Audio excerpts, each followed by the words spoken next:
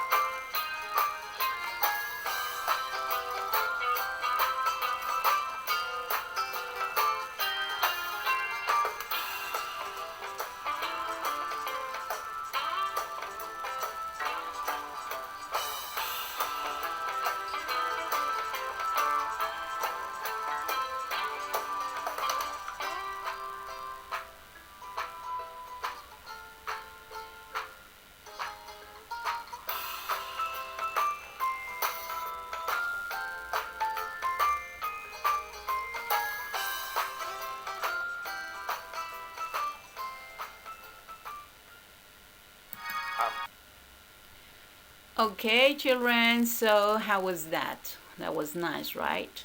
Now, do you know what are we going to talk about? Yes, Olympic Games. What do you know about Olympic Games? Come on, pause the video and think all the things that you know about Olympic Games, right? And then we go back.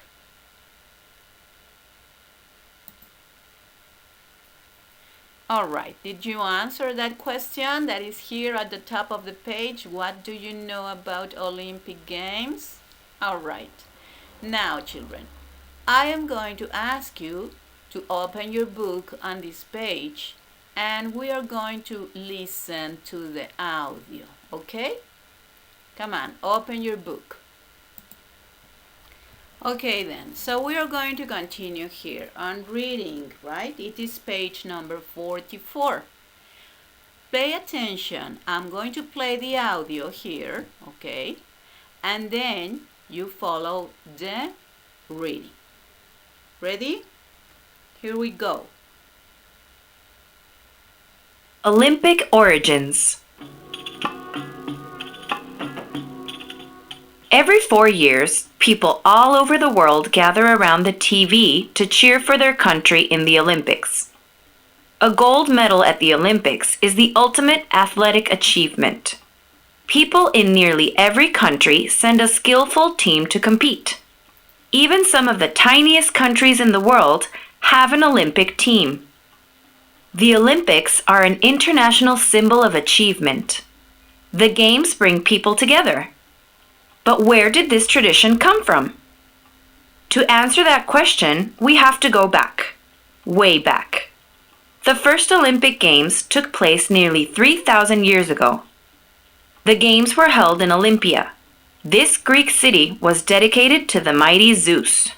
The Games were held in his honor. Zeus was considered the father of gods and men. He was the ruler of the skies and the earth. Greek people respected him deeply. People from near and far came to compete or just to watch the games. They brought offerings for Zeus such as statues, shields, helmets, and weapons. This turned Olympia into a museum of Greek art and culture. All right, up to here we have to stop, okay? And I'm going to show you where you are going to answer our check for understanding questions. As you can see at the end of the book, we have these check for understanding questions. And pay attention to the next page. Okay, this page is part of the material that I'm sending you, all right? And you can answer these questions because here, as you can see, check for understanding questions on pages 44 and 45 that are these questions, okay? You have to answer here and or in your book, but I want this very order. And then you send it to me, okay? So let's go back to our questions. The first one is, who was Zeus and how is he connected to the Olympics? According to the text, remember? What text? Of course, this text, right? So there is the page so you can answer these questions. Then we are going to continue with the reading. Go to the next page, please, and listen.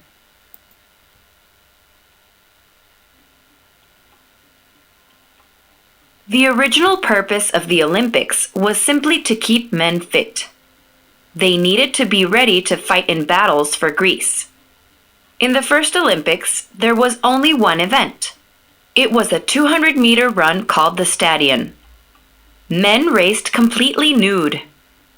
Over time, more events were added.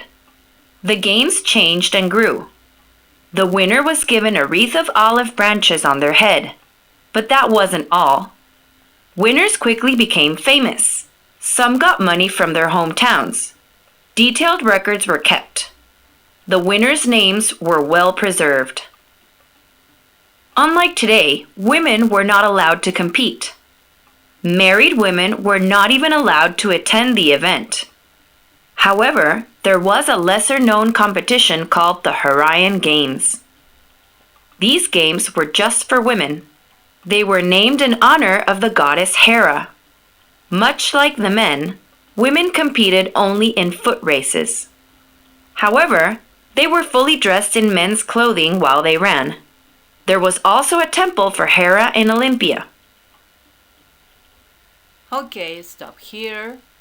And then you are going to answer these questions that are in our page. Remember? And then we can continue, okay?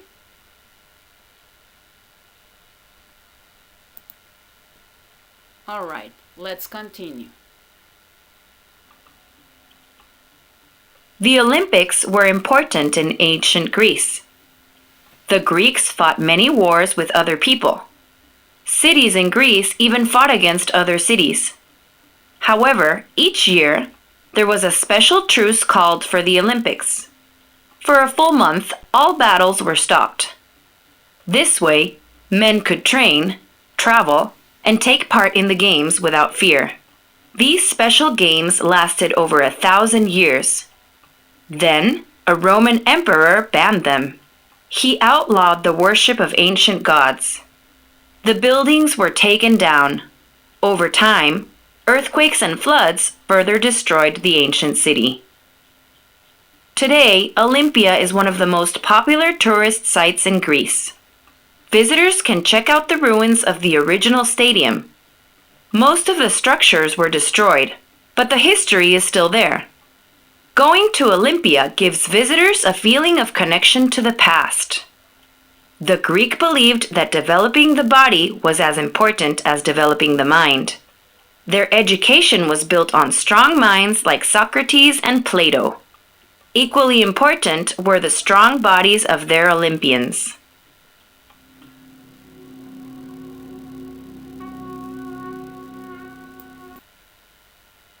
All right. And then we have the questions that we need to answer in our page. And of course, finally, you are going to answer the grammar checkbox, okay? To show that something is going to happen in the future, we use the future tense. Write the future tense of the underlined verbs on the lines. Hey, this is very easy, but I'm going to help you, okay? Alright, so the first question is, going to Olympia gives, it's the verb that we need to change into the future, gives visitors a feeling of connection to the past. What should be the future tense for the verb gives? Yes. Let's see. Will give. Very easy, right? Okay, the other two, you have to do them, okay? Remember, this is the verb that you have to change into the future here on the lines. All right, children? So, let's continue with the next when you finish this work, okay? With the next video. See you there. Bye-bye.